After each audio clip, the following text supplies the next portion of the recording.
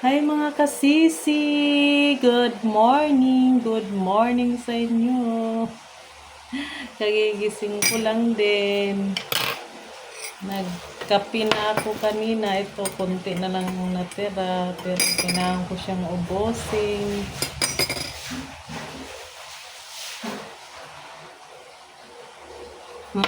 Mag-flex na lang ako dito sa in-order ko. Ngayon ko lang siya nabuksan.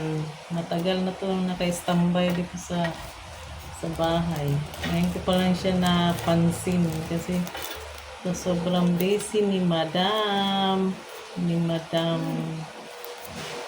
Cheryl.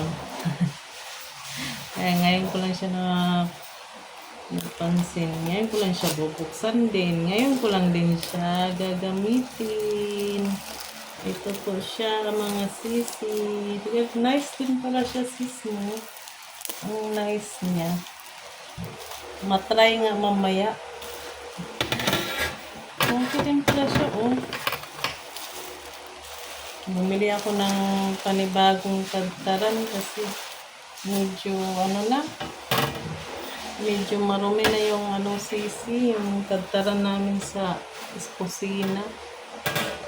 Ang ganda siya, naamis ko, oh. Ang ganda niya, stainless talaga siya. Yan. Super ganda niya.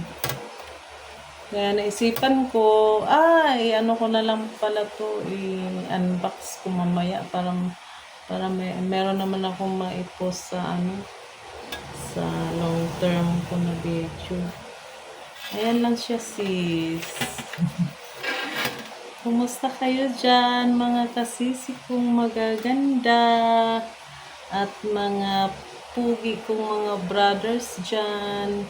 Ano bang mga ginagawa nyo ngayong hapon na? Hapon na ba? Tanghali pa pala. Ano oras na? 12? Tanghali, lunch time na. Kakakain lang namin.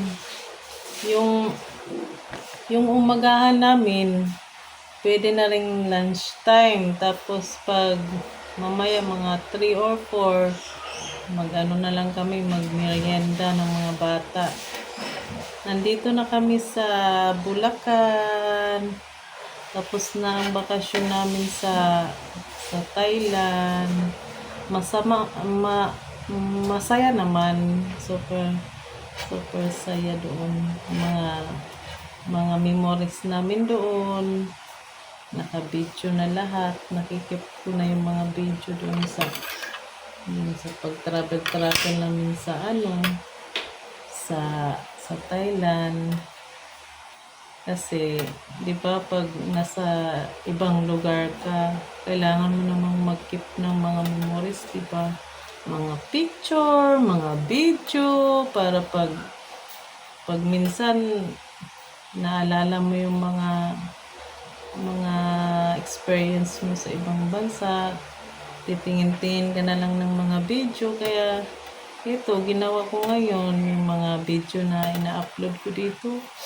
Parang ko na lang din, kalingawan, sa Bisaya pa kalingawan, libangan, ganyan sa Tagalog. Oo nga mga sisi. Masaya, meron ding malungkot, meron ding halo-halo naman, basta importante okay kaming lahat doon, nagsaya kami, naka-experience din kami punta-punta dun sa ibang lugar, marami ka rin nami-meet up, ganyan, marami ka rin nakakausap doon, na taga-Thai din. Pero bira lang din doon ang nakakaintindi ng English. Minsan pag may nakakasalamuha ka talaga na talagang Thai talaga sila, hindi talaga sila makaintindi. Pero kung naman, kung halimbawa may bibilhin ka na hindi ka talaga nila maintindihan, ituturo mo na lang, kagaya sa akin, di ba? Minsan ituturo ako kasi hindi talaga nila ako maintindihan. Sabi ko na lang, this one. Tapos kung magkano, how much.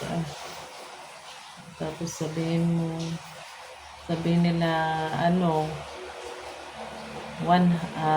halimbawa, 100 baht, 20 baht, 30 baht, yun naman ang pera nila dun. Kaya ganun. O sige mga kasisi, ang haba na ng mga kwento-kwento natin. Ito lang yung, ito lang yung may papakita ko sa iyo ngayon, yung mga gamit sa kusina ngayon. Hindi ako nagpo-promote ng, ng produkto. Gusto ko lang ma-share na maganda siya. Maganda yung na-order ko na ganito. Ang cute pala niya. O sige mga kasisi, thank you for watching. God bless you all.